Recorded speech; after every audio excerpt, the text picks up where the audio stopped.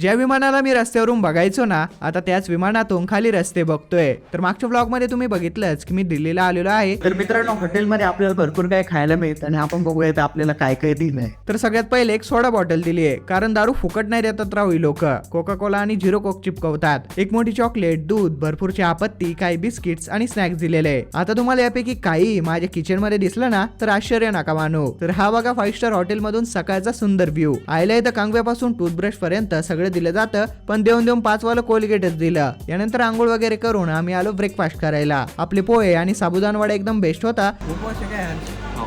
इथून आम्ही आलो रेडमी नोट सिरीजच्या लॉन्च इव्हेंटला. Xiaomi वाल्यांनी OnePlus ची त्यांच्या ग्रीन लाईन इश्यूमुळे चांगलीच घेतली होती. यानंतर फोन बघायला गेलो, तसं तो आमच्याकडे लॉन्च व्हायच्या आधीच येत असतो. आता एअरपोर्ट कडे निघालो होतो. इथे एअरपोर्ट वरती येऊन ते वेंडिंग मशीन मधून चिप्स वगैरे घेतले, पण चायला एवढं जड होतं की हात गुंतला की राव माझा. आणि आता बेकार थंडीत परत विमानाने पुण्याकडे निघालो. रात्रीचं पुणे कसलं भारी दिसतं राव. बाकी उन्हाळ विषयाला फॉलो करून टाका अशाच ब्लॉग साठी.